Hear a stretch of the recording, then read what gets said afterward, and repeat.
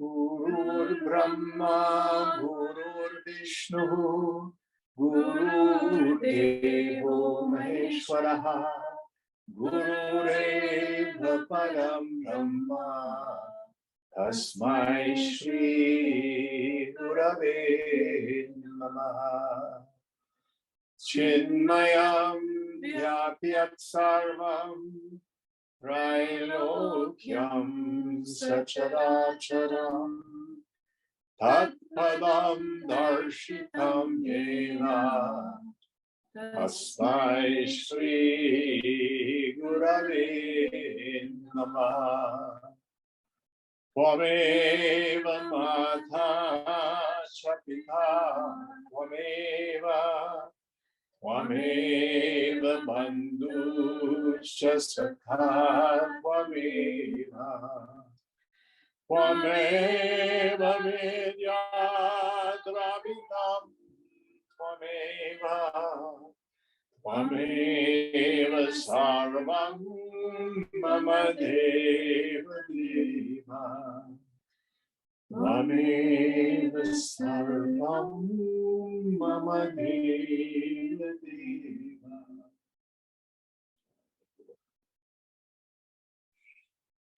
Om Sahana Vavatu Sahana Bhunaktu Sahaviryam Karavavahai Tejasvinavadhitamastu ma vidvishavahai. Om Shanti Shanti Shanti.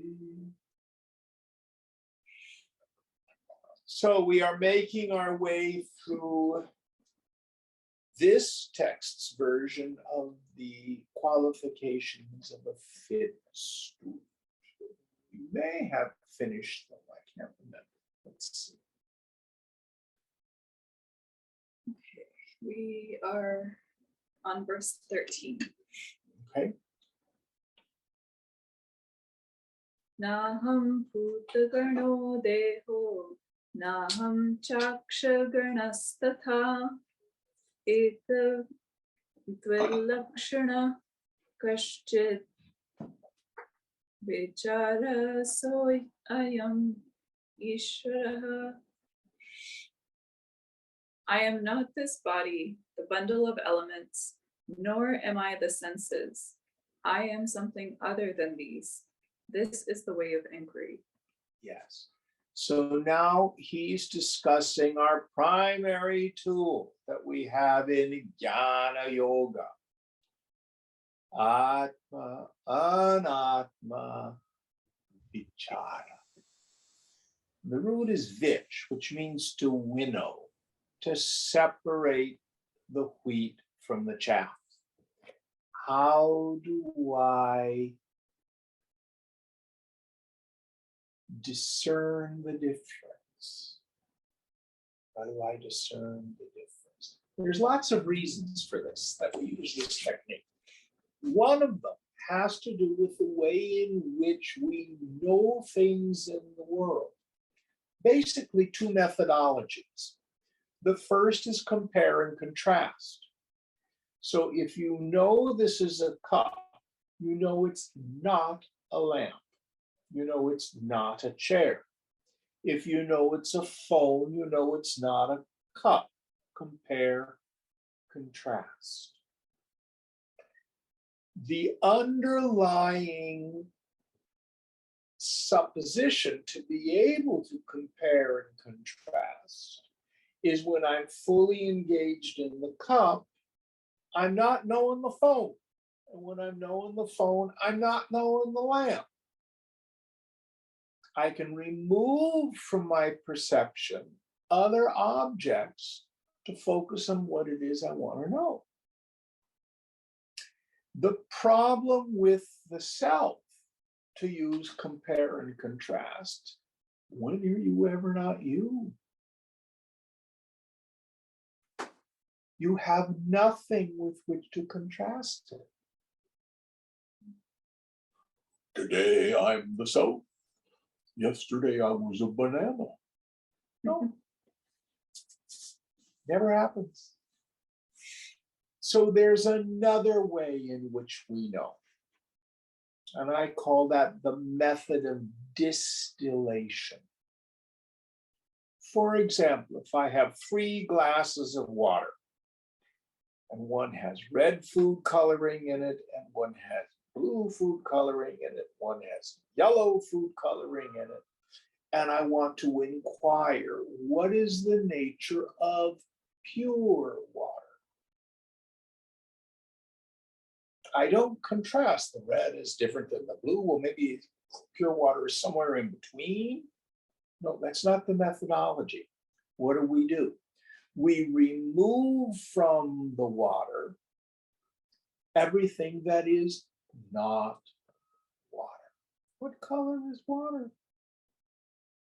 So I remove all of the red food coloring. I don't get my Brita filler. I get my, what is it called? Zero filter.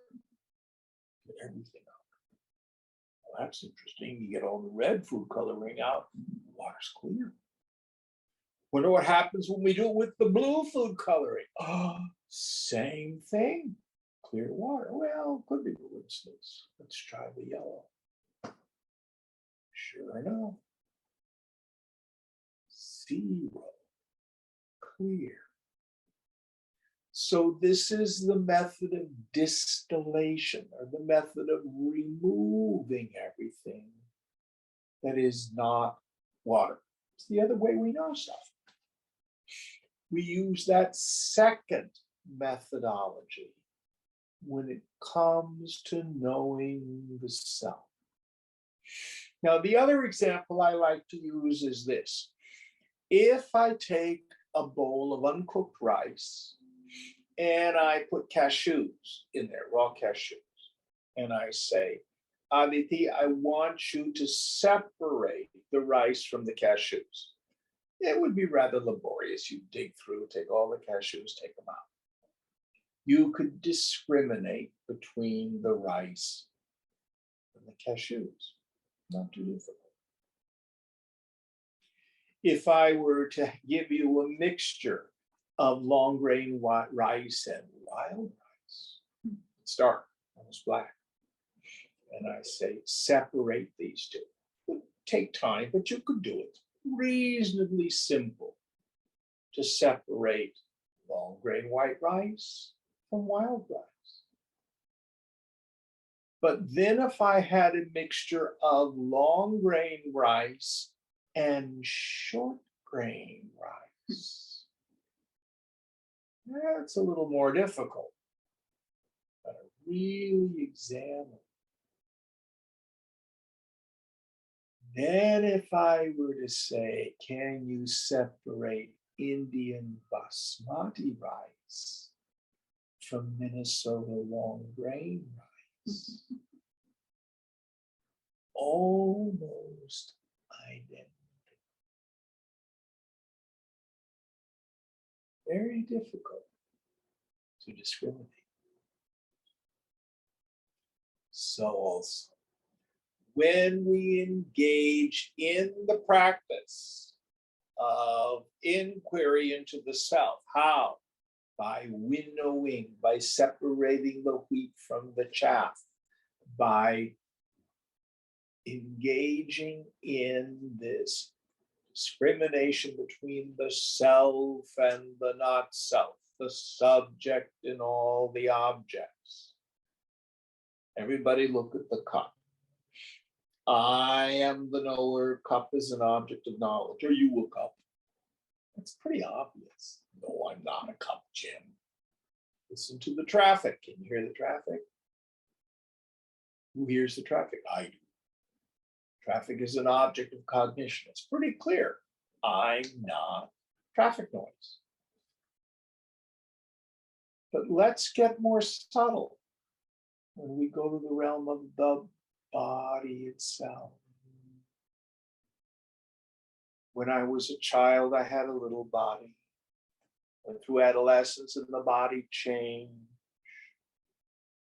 I became an adult, the body changed again. Susali and I know you're not there yet.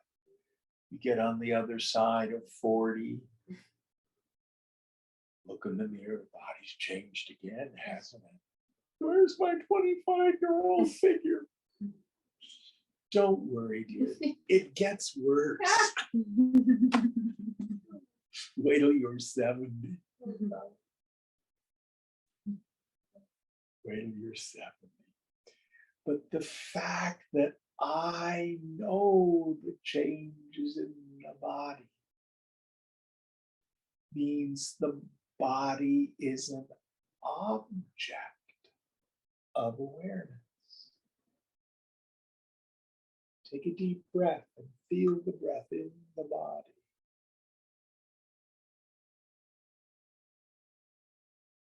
Do you not know the breath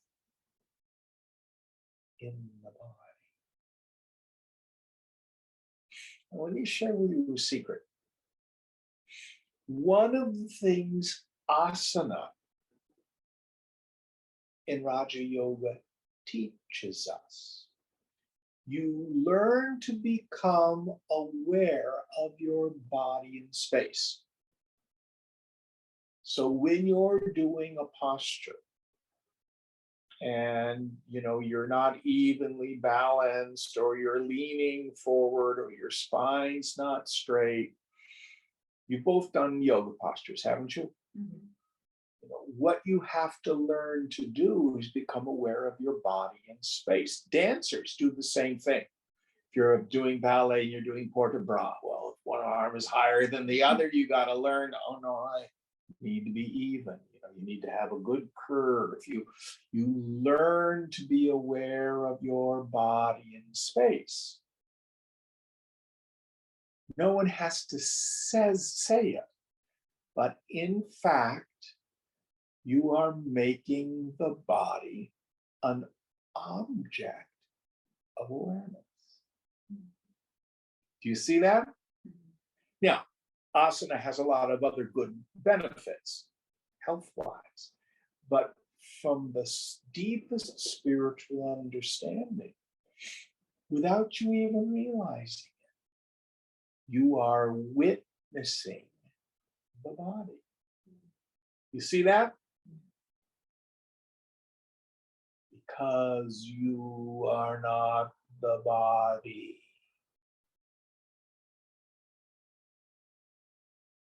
In the Kundalini yogis. Oh yes, I'm tuning into the sacred energy. Retika, Kumbhaka, Bandha. My chakras are opening up. Are you aware of the buzzing in your forehead? Oh yes. Third eye opening. Who's aware of it? Oh, I am. I'm having all this awakening in my heart chakra, Jim. I think I'm beginning to experience divine love. Who's aware of the energy in the heart chakra?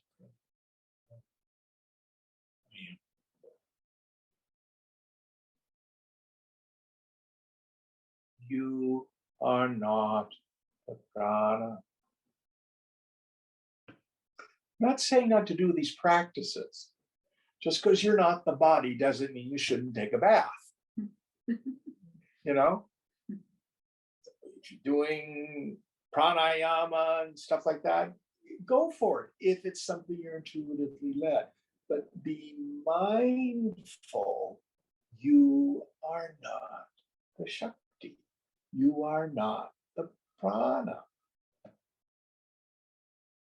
You know the prana. You know Feel the energy moving in your body. Now to the realm of the mind.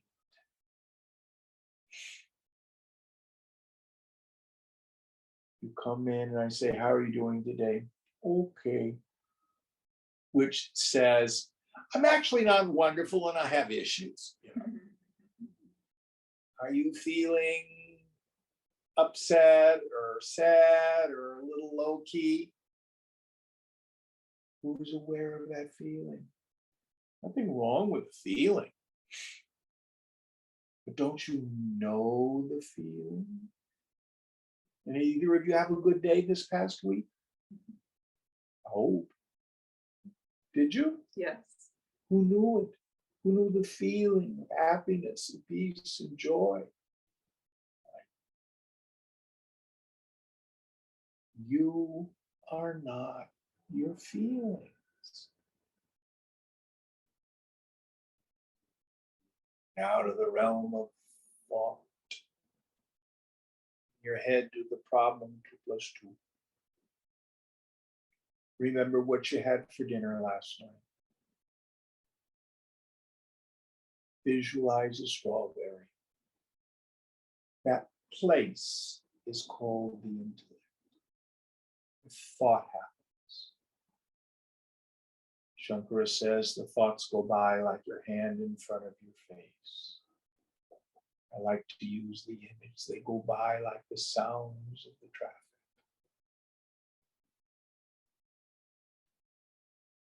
But I know.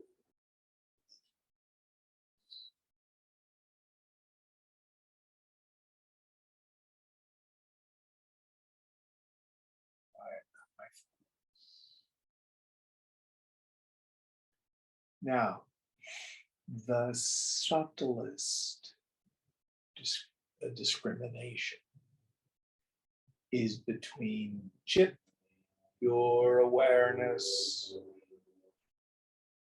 and chit, jaya,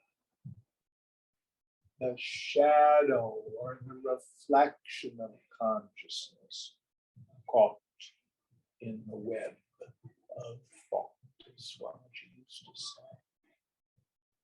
This is called ahankara, egoism. It's called jiva bhavana, the feeling or the attitude that I'm a person.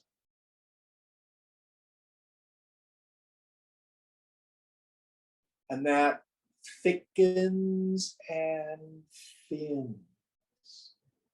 If I have a large class, frequently I'll say, well, okay, everybody look at Susali. Let's see, does she have spinach in her teeth? Does she have her lunch on her blouse? You know, maybe she has a pimple, let's look. Or does she have something in her hair? If we do that in a group, how do you feel? Self-conscious. Meaning it thickens. Or if you make a mistake, you get angry at your husband and you say something you wish you had. Why did I do that? The ego gets thick.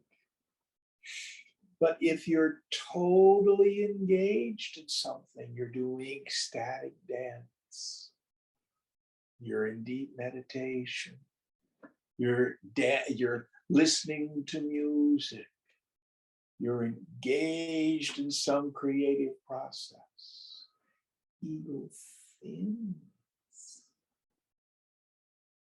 That's why we like to do that stuff. Because self-obsession is a very painful mind state. But do you not see the ego stuff? Thicken and thin, thicken and thin. You are not your ego. You are the knower.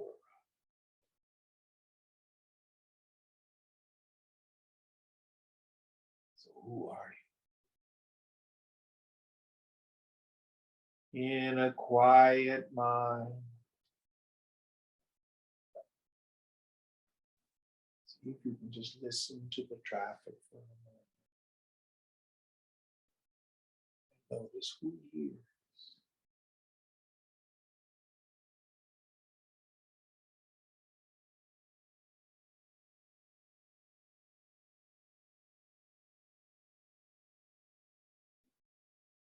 See, there's nothing there.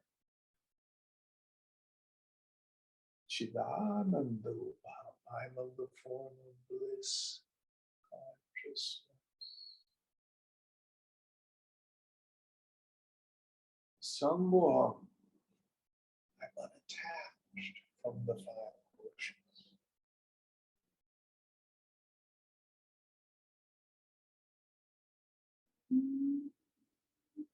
On Monday night, we're making our way through Yoga Vasishta Sangraha, the essence of Yoga Vasishta. And we've been introduced to one of my favorite terms for the self, Chidakash, the sky, the space of pure awareness.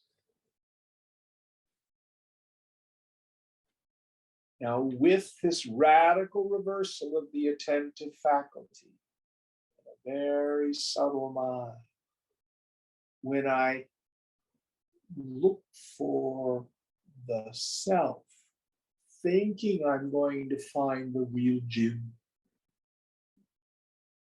it falls, it disappears. Instead, what I see is Chidakash, the space of pure awareness. Where did Jim go? Jim was Chit Chaya, a shadow. What happens when you shine a light on a shadow? Where does it go? Do I have to pick up my shadow and put it in my pocket? Is it a real thing? Or is it something that appears to be there when light is occluded? Such as ego. It's nothing substantive.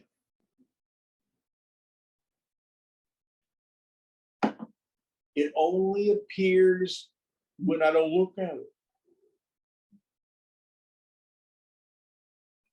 If I seriously inquire into what I think is my stupid little personality, go on, who am I?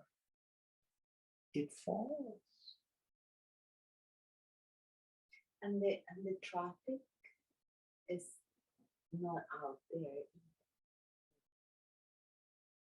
Don't worry about that right now. What this particular verse is about is who's hearing it. That's where we want to focus. Koham, who am I? The shorthand form of this meditation, if it occurs in time and space, if it's confined to one of the three mind states, waking, dream, or deep sleep, if it has name and form, if it has a beginning and an end, most importantly, if it is an object of cognition, if it's knowable, that's not self.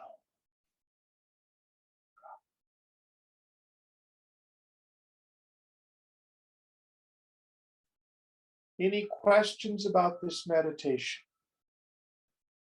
Now, we begin by doing it in our sitting meditation. But then we must carry it as a practice throughout the day. Why? Because it's in the world that the mind gets triggered. Some event happens at work and I have a feeling and I am upset. Why did they do that to me? Then we want to ask the question, to whom did this feeling occur? To me. Koham, who am I?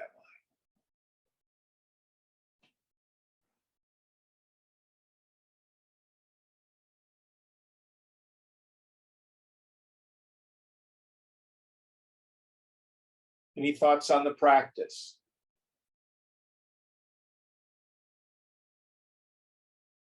Next verse.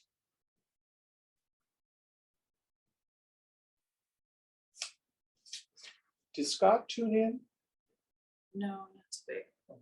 Mark is on though. Mark Deming? Yep. Hi, Mark. Hi, Jim. Hi.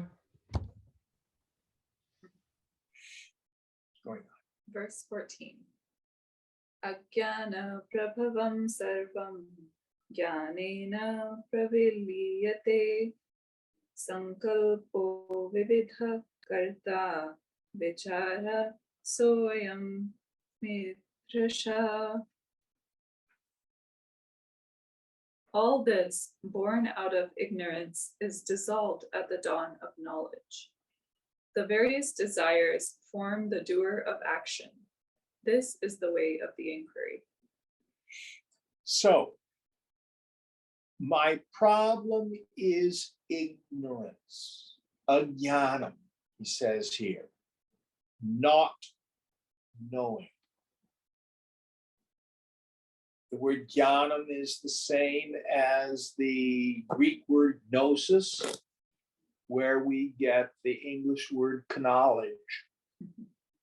Same word, same word. So jnanam is knowing, ajnanam is not knowing or ignorance. So Maya, the mysterious power of the infinite, whereby the impossible seems possible. How is it that consciousness, which is one without a second, eternally the subject, the same yesterday, today, and forever, seemingly forks into subject, object. The fact of my direct experience is I see stuff.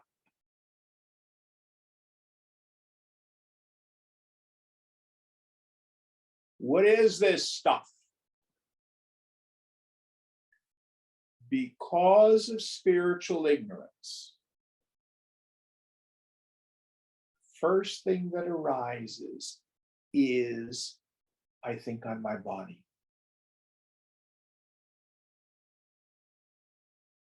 Then the world of name and form at the same time is perceived.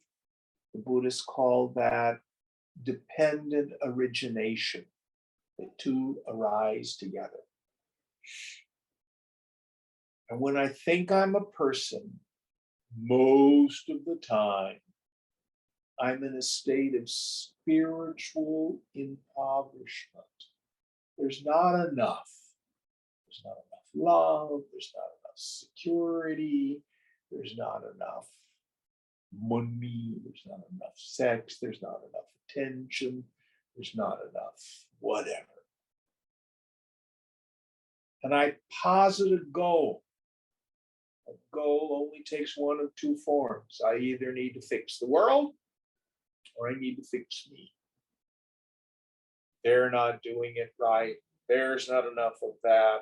They're doing it wrong. Or I'm a piece of shit. I need to fix me. A third element is kartavya, struggle, obligatory action. I need to go from point A to point B in order to be okay. I either need to fix the world or I need to fix me. All of that is rooted in ignorance. I had a dream this morning, and I frequently have a dream like I'm trying to get somewhere and I'm in the wrong place and I can't seem to get where I'm supposed to go.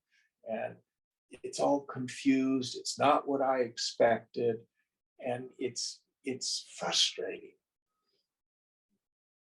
You're the mental health professional. What's this say about me?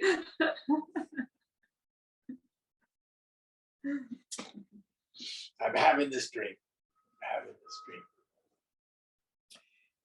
To the dream ego, I need to find the route to where I'm supposed to go. I need to get in the car and drive this route to get where I need to go. But from the viewpoint of the waker, I wake up this morning.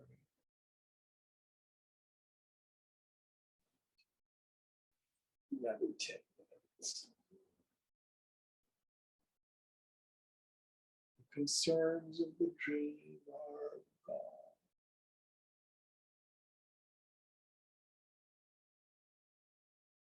So also for the woman of wisdom. When we awaken from the dream of this world,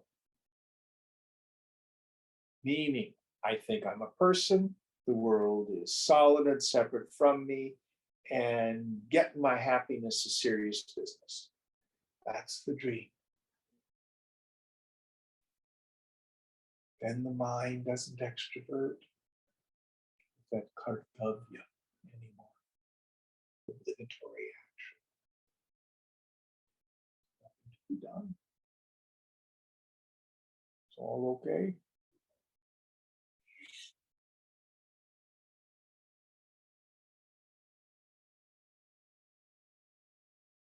So, at the dawn of knowledge, jnana, tribulations end because the cause of the tribulation, which is ignorance, jnana, is removed. We wake up from being awake. Everything is different.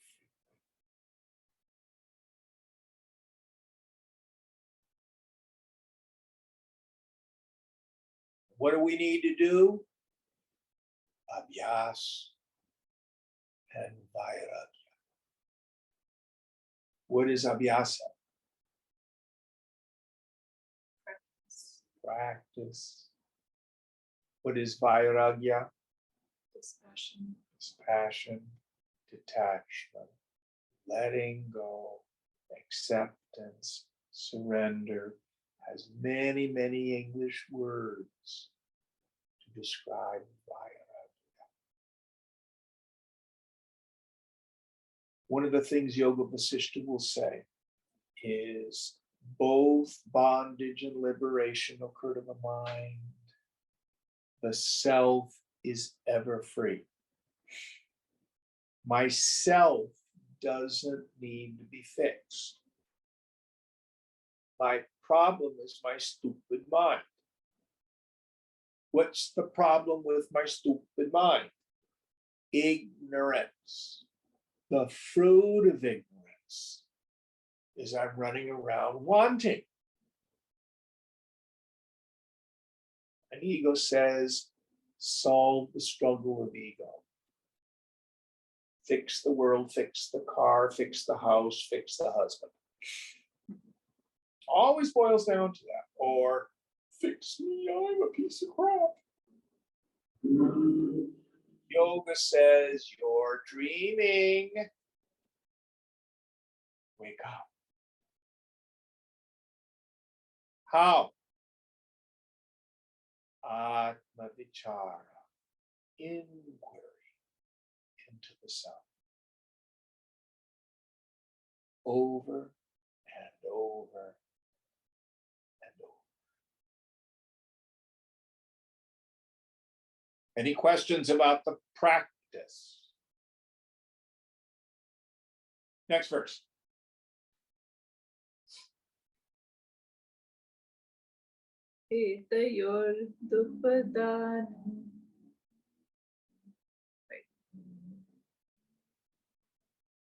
एतयोर्यतुपादानम् एकं सूक्ष्मं सदव्ययम् यथैव मृत्तटादीनां विचारः सोऽयम् ईदृशः.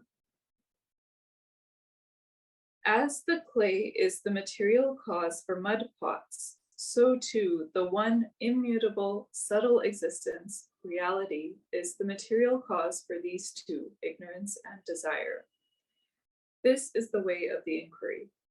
So we have 3 questions we want to deal with. Baker Chudamani, we had 7. Here we're dealing with 3. First is Koham. Who am I? What is my essential nature? The second question is, what is this world? And the third question is, how has it come about? Here, Shankara is inviting us to meditate on what is the nature of this world. So he's dealing with causation. And in Vedanta, we divide causation into 3 aspects: material cause, instrumental cause, and efficient cause. This seems very heady and like, so what? It's important. This verse is dealing with what we call material cause. So the cup, the bowl, the vase, the pot, those are name and form. The material is clay. Earring, nose ring, bracelet, necklace. These are name and form. The material cause is gold.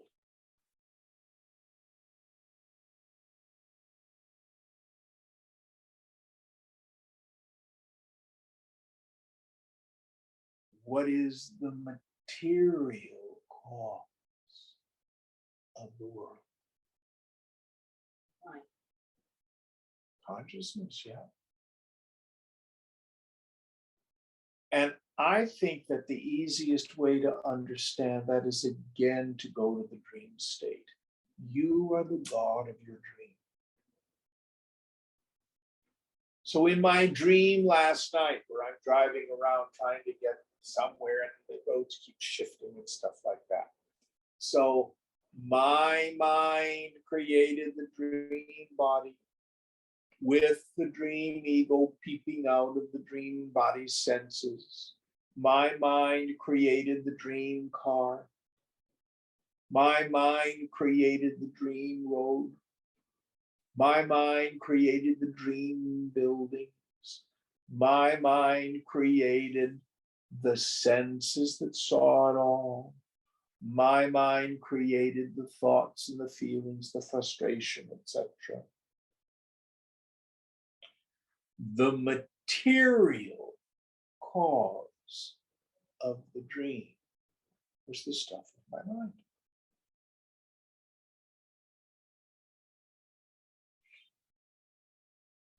All this is like the dream. The difference is who's doing the dreaming. You are the God of your dream. Your ego is not the God of this world. That's Ishvara. That's the Lord. So just like on an individual basis, the dream body and the dream ego that inhabited it is very different than me, the waker. It's much slimmer to start with. And I can see very well. So also, this body and the world that it projects is like. So we're all just characters in God's dream.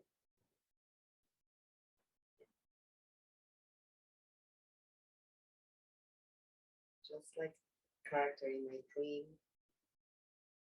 they have no free will. You do and you don't. The deeper question is, why do I want what I want? So you and your husband are talking about where you're going to go on a trip. Are you going to go to Mount Shasta or are you going to go to Yosemite? Do you have the free will to say, no, I don't want to go to Mount Shasta, I want to go to Yosemite? Yeah. But why did you desire that? It was Ishvara. The force of your past. The force of your past. Guna and karma.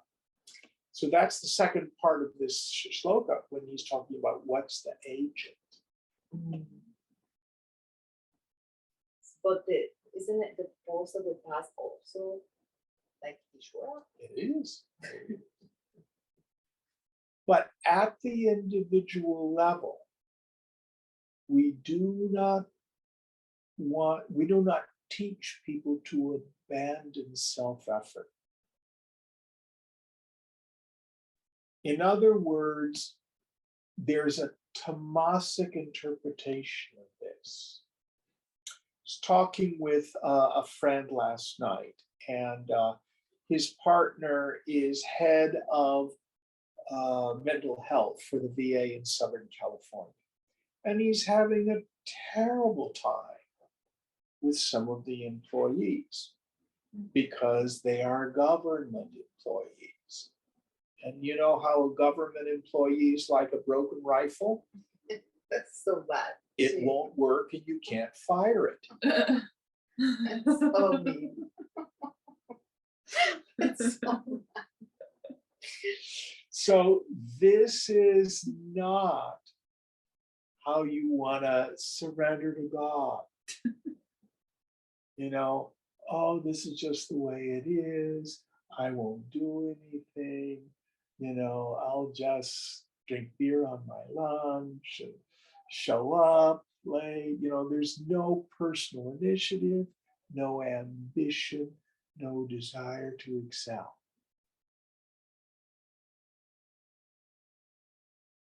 So we have to be very careful not to think it's armchair grace.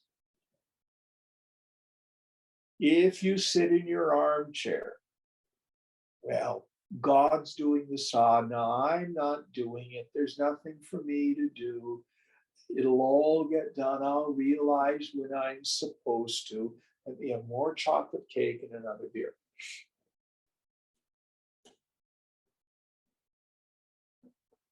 What do you need? Purushartha. Paurusham. Self-effort. Now, the best story I have to explain this. Once upon a time, there was a little chick inside an egg. And he'd been reading Vedanta.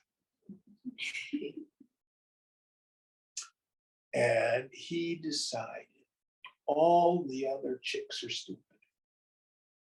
They work so hard and make such efforts to hatch. You don't need to make efforts to work hard. Grace is there. Be at peace. Hatching will happen. So he just sits back in his armchair inside his egg. guess what happens?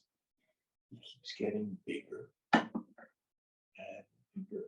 The egg starts to become a bit confining. He says, I trust in God. I need not make efforts. Hatching will happen when it's supposed to. He's getting bigger and bigger and bigger. And finally he says, I can't stand it anymore. It's too confining in here. Pack, pack, pack, pack, pack, pack, pack. And he hatches out of his shell just like every other chick. Did he make self-effort? You better believe it. Pack, pack, pack, pack, pack, pack, pack. But was it all part of God's plan? Yes. So what is the shell for you and me? My divine discontent. I'm not happy. This isn't working.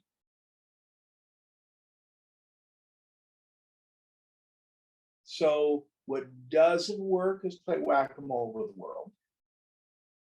But also what doesn't work is passivity. I have a question. Let me finish. Oh. What works is proper self-effort. And that's all part of God's plan too. So what was your question? Yeah, it was about the proper self-effort, because you say, well, if I have the choice of going to Mount Shasta or Yosemite, and I pick Yosemite, but if I'm in Yosemite thinking I should have gone to Mount Shasta, or maybe it would have been better because The proper self-effort has nothing to do with the world. The proper self-effort has to do with waking up from the dream. The proper self-effort is, to whom does this doubt occur? To me. Oh, who am I? Oh, I'm just witnessing consciousness. And then, Vairagya. In the end, it doesn't matter whether I go to Shasta or Yosemite. Make a choice. And if your husband says, I don't want to go to Yosemite, I want to go to Mount Shasta, be willing to say, okay. okay, And if no, I don't want to go to Mount Shasta, it doesn't feel right. Express your desire. And if he says, well, I'm not going to talk to you for the next month if we go to Yosemite, then you get to choose. I think I'll let go of my desire.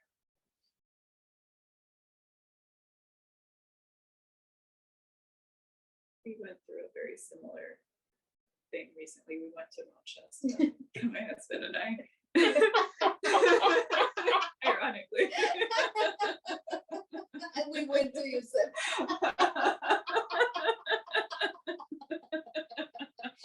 You really didn't know this. I think you did tell me. That's how I was making it up.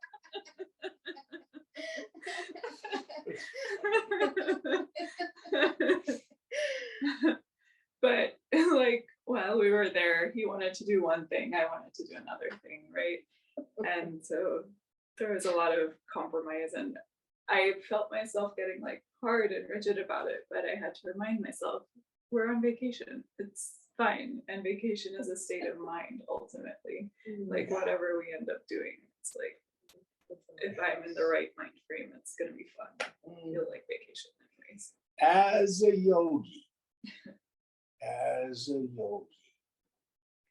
what I recommend is we always try to soften that hardness.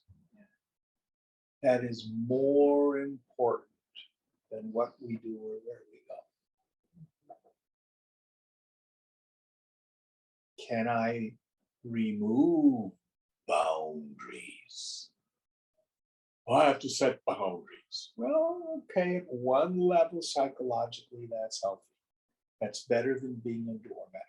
I'm just going to let them walk over me because I want approval and I want, But at one level, that's a value. A deeper level is everything is okay. The mind of the woman of wisdom accepts everything that comes,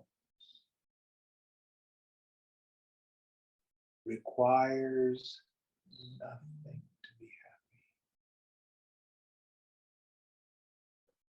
And we work at this. We work at this.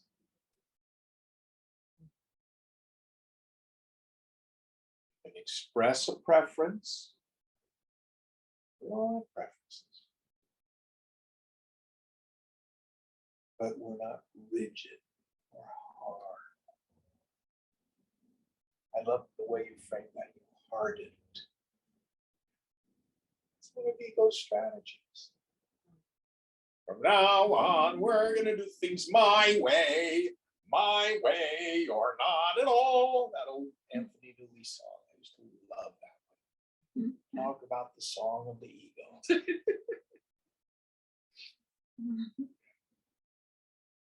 Yoga Rudha, to mount the steed of the mind, where I'm willing to do anything for the rest of eternity. And I'm willing to do without anything for the rest of eternity. Let go of the result.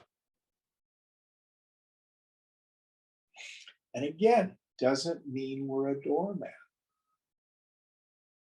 It means my peace of mind is not dependent on external circumstances. I've given up the compulsion to have things my way. Now, remember, guru is a principle. If I'm stuck on getting my way, the universe will bring situations to me where I fight that battle over and over and over and over again till I get over my cheap self. Mm-hmm.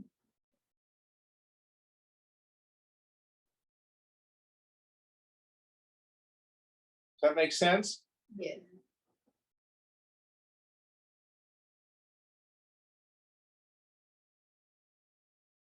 All right, next verse.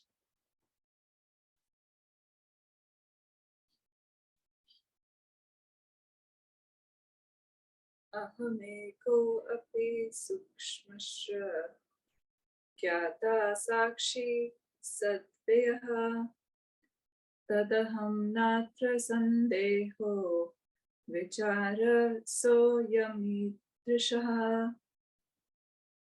I am one indeed, the subtle, the knower, immutable reality, existence, the witness. So undoubtedly I am that, Brahman. Yeah. This is the way of inquiry. Yes. So we inquire into the world. What is the world? Sarvam kalvidam Brahma. All this is verily Brahman. And koham, who am I? I am that Brahman. I am that ground of being. I am that witnessing consciousness. In Viveka Chudamani, Shankara has what we call an exegesis. He takes the great Mahavakya. Exegesis is when you pull apart the pieces of a passage in scripture. Tattvamasi. You are that. You are that God. True God and world. True God. Stop with this homelessness.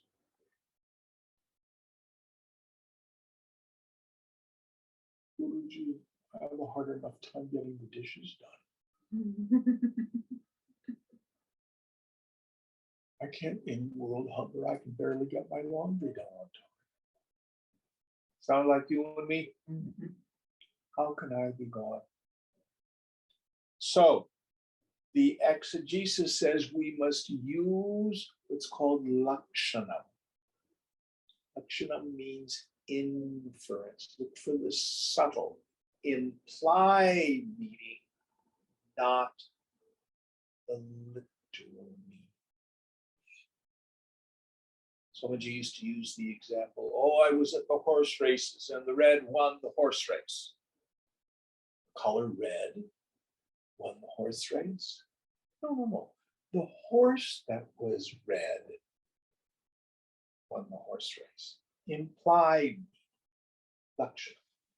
So we have microcosm, tvam, you, macrocosm, tat, the infinite.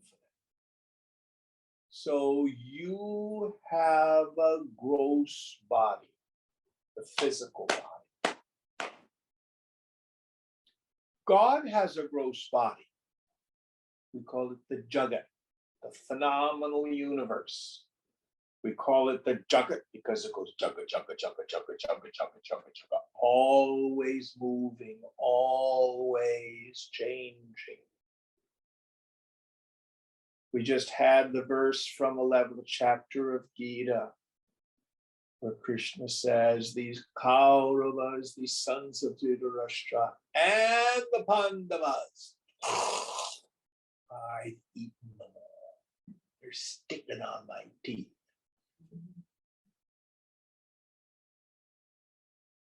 I have news for you. You're going to die. All form is temporary. Even galaxies.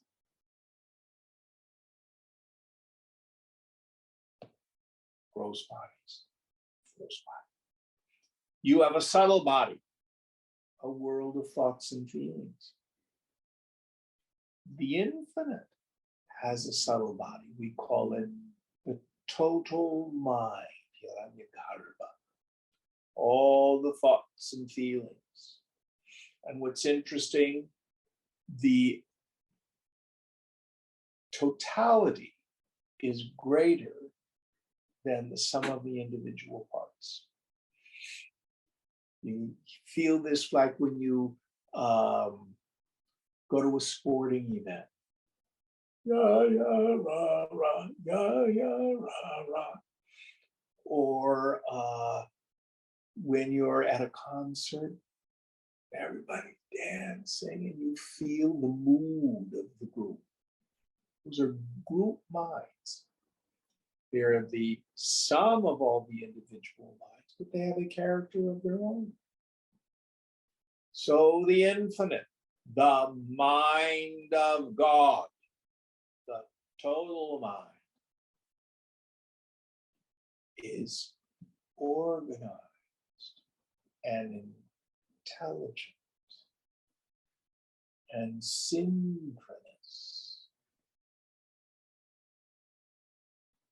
If you can raise your own personal awareness to where you intuit the mind of God,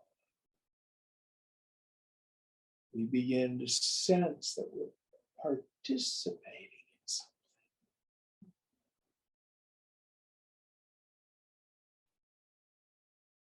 You have a causal body, your individual vasana bundle. The infinite has a causal body. We call it Ishvara. Comes from the root ichati, which means to wish or to will or to intend. The total vasana. What is it that caused the Big Bang? What is it that's causing this to be what it is, moment to moment to moment? The potentiality for everything.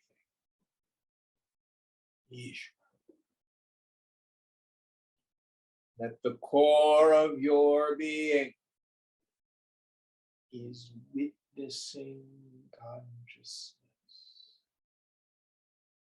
Pure awareness that is untouched. And the ground of being for the entire cosmos is consciousness. Pranyanam Brahma. Brahman is consciousness.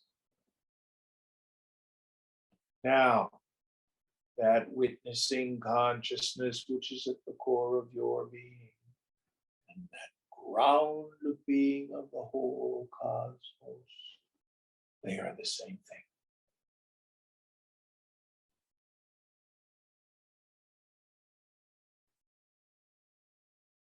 You are.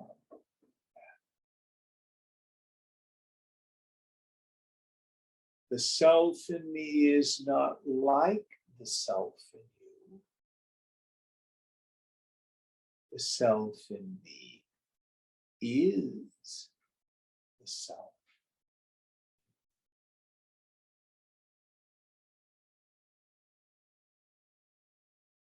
Kevala, there's only one of us here alone.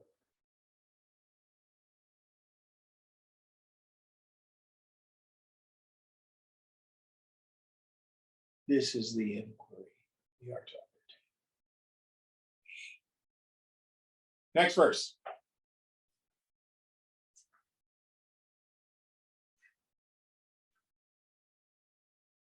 Atma vinishkalo yoko deho bahubhiravritaha tayorekyam prapashchanti kim jnanam matah param. Atman is one indeed, without parts, while the body is made up of many parts.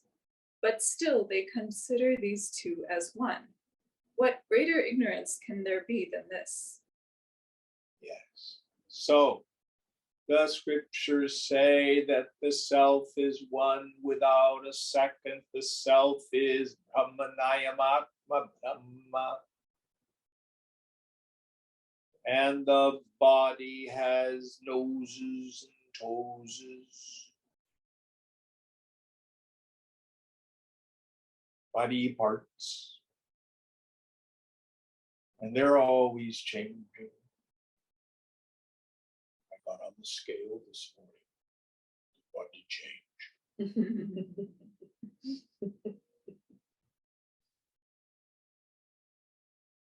The butter was added to the body.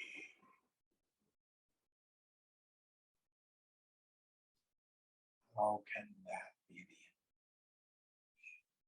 end? Yet, the bija vasana, the rude attachment of the ego, is I am the body.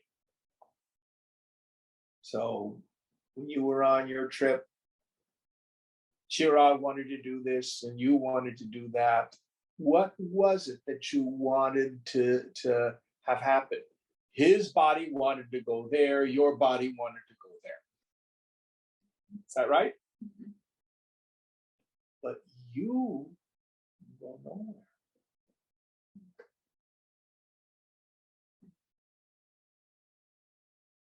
I love this story.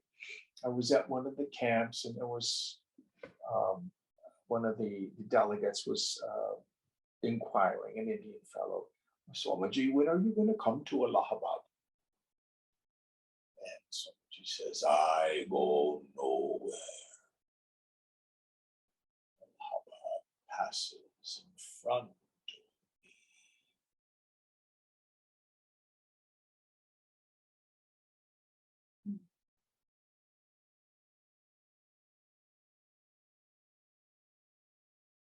You are kutusta. Kuta can mean an anvil. So like the blacksmith, the anvil does not move, and the horseshoes and the nails and all the weapons change, are mutable. Anvil is still. Sometimes it means a mountain. The weather storms and the clouds do all their thing. The mountain is steep. stands, it is still, it is established. They all come from the same root. Established. You are kutusta, still, unmoving.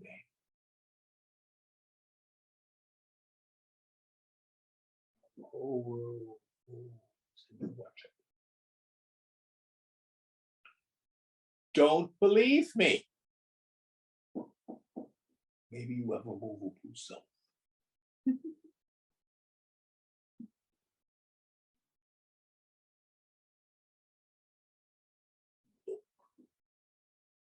Prove to yourself whether or not this is true.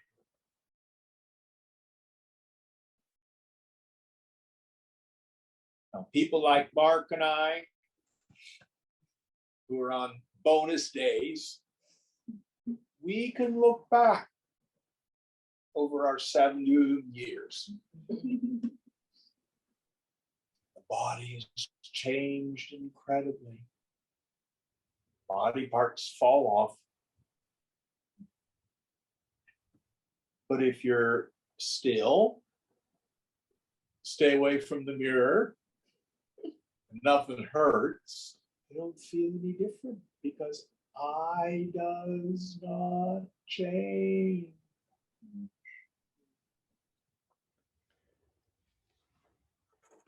Where did your 20-year-old body go? The 40-year-old body go? The 60-year-old body go? Gone, they're dead. I tell you, when this body goes, you will not be touched.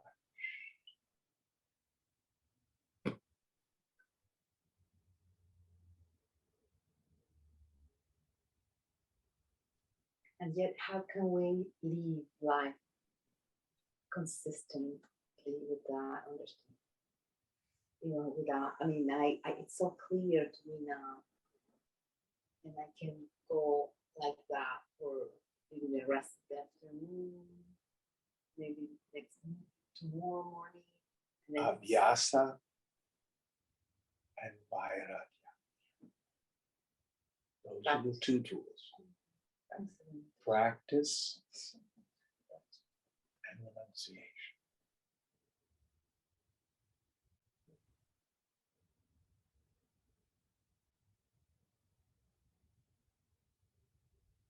And then the other day I thought, well, my life is going to be spent in practice and renunciation. But that doesn't mean just I need to meditate 8 hours a day on my seat. The practice is done in daily life. Why? Because karmically, we are drawing to ourselves the very situations where we have triggers, which is another word for attachment, identification. Did you get upset this week? Yes. Tell me this is the first time you felt that way. Aren't you bored with it? Oh, yes. It's so repetitive. It's so effing boring, Yeah. isn't it? Oh, When are you going to let it go? And I promise you, it will keep showing up until you do, because that's your guru.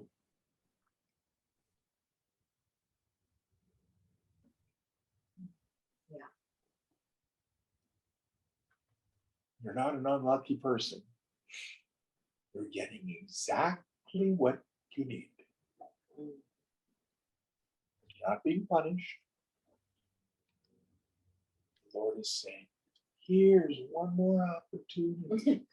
Come to me. Oh, you missed it. Okay, here's another opportunity. Come to me. Thank God he's the most merciful. Oh, and patient beyond belief. Oh, One more time. oh. Come.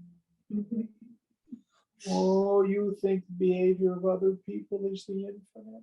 No. Here, let me show you. Come to me over and over. Do let it go. And then if it comes again, doesn't bother us. But it's amazing. And it goes away. The difference between burning the, you call it something, burning the vasana and just soaking it or just hiding it will sprout again, except when it's burnt. Remember my paraphrase from the 10th step in AA. If I'm It is a disturbed, spiritual axiom that if I'm disturbed, no matter the cause, that doesn't mean that the world and its people are not oftentimes quite wrong. But that's not the point. what is that? I react to it. Well, don't I have a right to be angry if I'm cheated? You're so calm. Now, tell me, does getting angry change anything?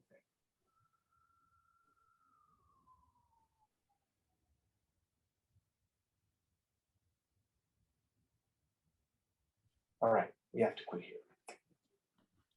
Om Purnamada Purnamidam Purnat Purnamudachyate Purnasya Purnamadaya Purnamevavashishyate. Om Shanti Shanti Shanti. Hari Om Sri Guru Pyo Namaha. Hari Om.